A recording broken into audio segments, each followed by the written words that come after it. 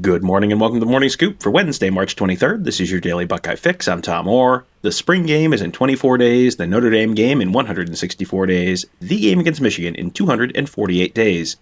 The Ohio State football team has the day off from spring practice. They'll be back on the field tomorrow. But today is Pro Day, so it will be a very busy day inside the Woody Hayes facility anyway today. It is a very important one for some former Buckeyes, but one most fans I don't think know a ton about, so we're going to fix that this morning. My guest today is someone I've covered a bunch of Pro Days with over the years. His name is Tony Gerdeman. Tony, thanks for being here. Tom, thank you as always for the invite. It's a rare treat to be able to be on the show with you here. We don't do many podcasts together, so this is, yes, indeed a rare treat. As a result of you being unfamiliar with being on the Morning Scoop, let's start out with a nice easy one. Tony, let people know, what is Pro Day? Yeah, Pro Day is just the latest step in the process of allowing the NFL to evaluate potential NFL draft picks, and that's the Ohio State departed seniors and departed underclassmen. Your Chris Olave, Garrett Wilson, Jeremy Ruckert, Thayer Munford, Nick Petit-Frere, those guys. They first either you go to the Senior Bowl if you get invited to the Senior Bowl, then you've got the Combine that you do all of the testing. You run your 40, you do your weight, your bench press, and your various position drills. Then you come to your Pro Day and you basically do all of that over again, if there are things that you need to improve on, basically. And then after the Pro Day, where generally every NFL team shows up because they're all going to get a good look at you, and you'll have a bunch of head coaches come in, some GMs. And at this point, I don't even know if scouts are too much. I don't know how many scouts are going to be showing up, because you're starting to get into the decision-making process in terms of, we like this guy, we don't. We've got a bunch of information already from the scouts on these guys, so this is where the GMs and the coaches want to get their first-hand look at guys. And then there's maybe some interviews and some quick interviews with the teams. And then after this, they start scheduling private workouts down the road and things like that. But so this is the where they are now is just this current step in the annual draft cycle. And, you always get kind of a mixture of guys competing at these. It sort of depends on how someone's combine went. If you had a great combine, you ran a 4.25, well, you may choose to let that number sit and not run the 40 again at Pro Day. But, for guys who either weren't happy with how they did in Indy or weren't invited to Indy, this can be a really good chance for guys to put up good numbers in front of a lot of NFL personnel. And usually, it depends on the year, but usually it's most, if not all, NFL teams have someone at the Ohio State Pro Day. Yeah, this is an opportunity to either, fix something that, because Jeremy Ruckert hurt his foot at Senior Day and wasn't able to do everything at the Combine. If this is an opportunity where he's healthy enough, he can do all of those things.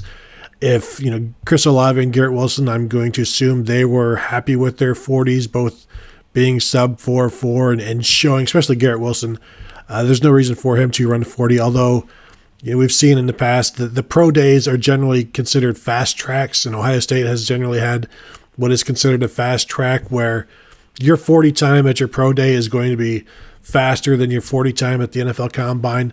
Some consider that, some will look and say it's just because of the track, but other people will tell you it's also because you're on a familiar environment.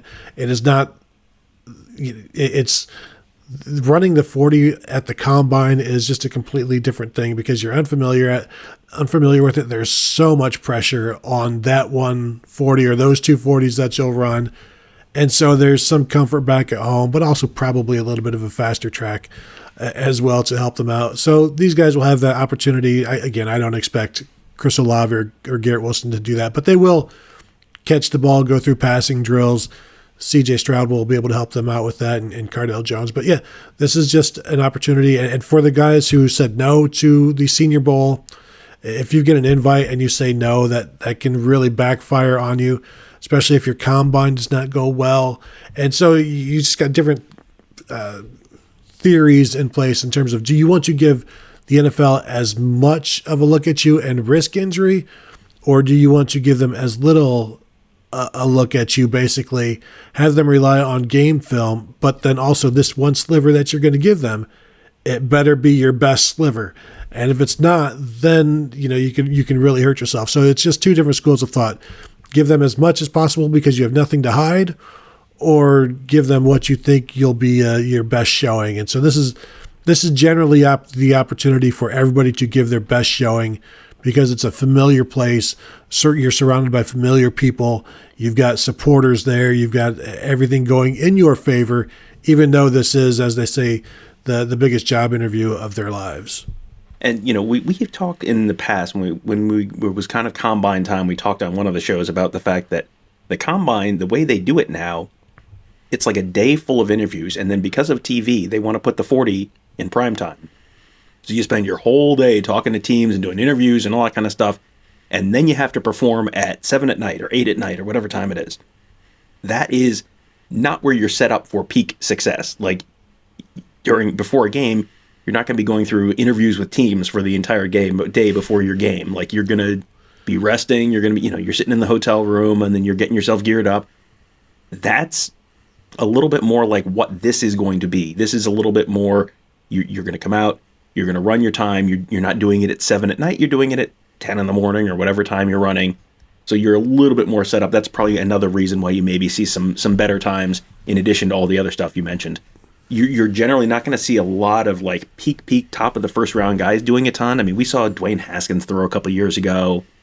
Mike Weber ran. The guys like that will go. But, for someone like Nick Bosa, for example, he didn't work out at Pro Day. Like, if you were a top 5 pick, a lot of times you're not going to do it, and you're just going to do private workouts, that kind of stuff. Being there, though, in that building is kind of a unique experience. You're way off to the side of the indoor field. There's usually a million NFL people standing between where we are and where the players are working out. And you kind of find out how guys did by asking them later. It's this like weird thing where you're there and you have to be there because that's how you find stuff out, but you're there but you can't actually see anything. It's like an obstructed view seat. It's a weird experience. Yeah, and it's not like you can measure, and everybody wants to know the 40s. It's not like you can really measure it because you are not on either of the lines of the 40. You are, a crazy angle away and 40 yards away, trying to watch this through people and trying to guess, if you bring your own stopwatch, you're just guessing. And so there's then it's afterwards, as you said, you have to go ask. And if somebody didn't do well, they're usually like, well, yeah, I don't even know what I did. It's like, I didn't ask. It's like, how you didn't ask? This is the most important day of your life, but you didn't ask how you did. And usually a lot of those where it's, yeah, I didn't ask. Or they're like, yeah, I don't want to say. That gives you an idea. Because if they run a 4.22, it's not going to be like, well, I don't want to brag. It's not one of those things. And so it is difficult at times to get the information. And I've mentioned, I think, this on Buckeye Weekly before, or perhaps on other Morning Scoop shows, where back when Eric Lichter, the strength and conditioning coach for Jim Tressel, was at Ohio State, he would be at the end of the 40-yard dash. He'd be timing everything. And as the players would run and they'd go back into line, they'd look back at him and he would signal like 4, 4, 6 or whatever. And so that we would all then be, oh, okay, so Andre Amos just ran a 4.46, or Eric Hoff 4.29 or whatever it was. But so you get information that way. It can be difficult. Sometimes I say Andre Amos. I think we got a 40-yard dash on him from his girlfriend one time. So it's like the family is there and they're watching, they're cheering on. You're trying to cover this, but you also don't want to be in the way of the family because it's more important for them than it is for you. So yeah, you try to get information where you can. And then if the players aren't all that into giving you information, or if they just have this like look on their face like they blew it, it's like, well, I guess, so how did things go? And then they try to give you the best version of what just happened. Yeah, and it is a unique experience. And one thing that I think people don't necessarily know is that you'll have guys from other schools in the area who can come and work out as well. So, that's the opportunity. If you're from a school like Capital, we've seen a guy from Capital work out before. We've seen a guy from Ohio Dominican work out in a previous year. That's an opportunity, a really unique opportunity for them to come and work out in front of scouts or GMs or head coaches who are not going to make a special trip to Columbus just to come watch Ohio Dominican Pro Day necessarily, but they're all coming to Ohio State. So if you come to Ohio State, well, guess what? They're all watching you. So that has always just been a very cool piece of this day to me, because that could be a life-changing day if you're a wide receiver at Ohio Dominican or Capital and you pop a fast time in front of all of these NFL executives. Well, you're either getting on their radar or potentially moving up a board somewhere. That could be a life-changing 40-yard dash. Yeah, and I remember this was years ago. I remember reading about this, just happenstance. I think Chris Stabline, the brother of Brian Stabline, was at Ohio State as a quarterback maybe 1 year, but was throwing it into pro day, basically to receivers, and got a look with I think the Dolphins signed him to a look. So like these glimpses and opportunities. Even when Zach Bourne, his pro day, he also did some long snapping. Like, you're trying to show everything that you can do. Like, you're trying to give whatever you can, whatever they ask. And we've seen guys come back. Like, I may have seen Etienne Sabino do it a couple of times. Like, guys that are still trying to get drafted, or not get drafted, but sign a free agent deal. Ohio State guys of the past will be there, 3 years out of the league. They're back trying to show what they can do, just to get this is an opportunity to get in front of the eyes of the NFL again. And so it's like Ohio State will allow you to come back and get your degree. They will also continue to allow you for a little while, as long as maybe you're trying to pursue the sport, they will allow you to get in front of the eyes of the scouts as well.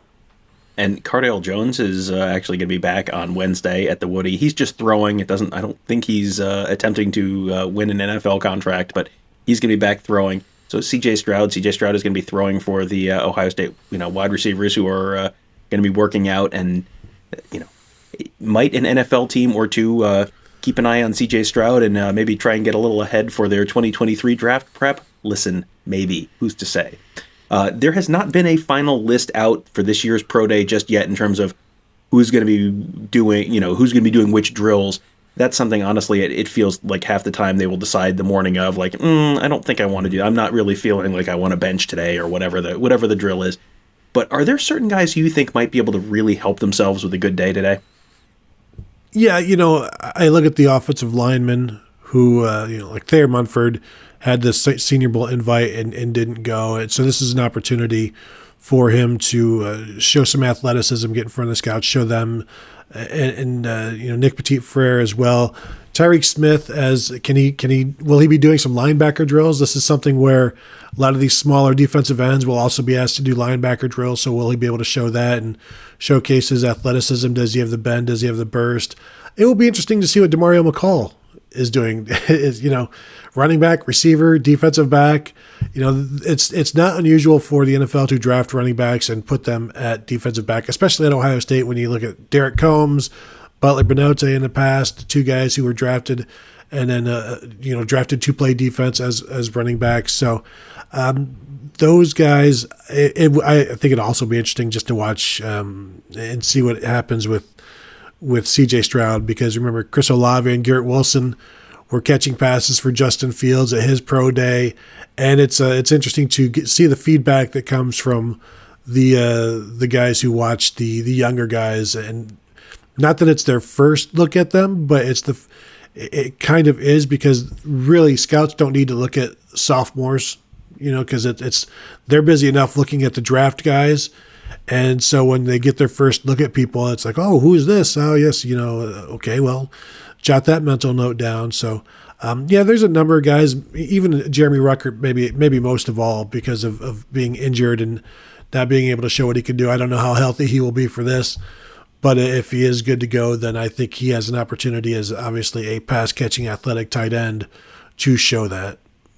So that'll be going on today at the Woody Hayes Athletic Center, and then tomorrow the Buckeyes will be back out on the practice field for practice number 4 of spring ball. So that should be a busy and exciting week down at the Woody. So that'll be plenty of fun stuff to talk about this week on Buckeye Weekly and on all of our other great podcasts. Tony and I dropped a new episode of Buckeye Weekly on Tuesday. You can make sure you check that out. You can find that wherever you find this show. You can also check out Alex Gleitman's Around the Oval, Kevin Noon's Big Me Kickoff, and the Gives in the Bank podcast with Mark Givler and Bill the Bank Green. All fantastic listens. You can find them all. Just search Buckeye Scoop wherever you get this show. Thank you guys all for joining us. Have a great day. We'll talk to you tomorrow.